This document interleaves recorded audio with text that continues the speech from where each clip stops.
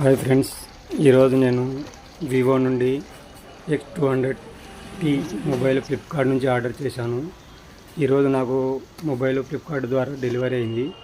కానీ ఈ డెలివరీ ఏజెంట్ను నేను అడిగాను, నేనే ఓపెన్ చేస్తానని. ఆయన దానికి అంగీకరించారు. నేను ఇప్పుడు మొబైల్ను ఓపెన్ చేస్తున్నాను. ఈ మొబైల్ను మా అబ్బాయి రికార్డ్ చేస్తున్నాడు.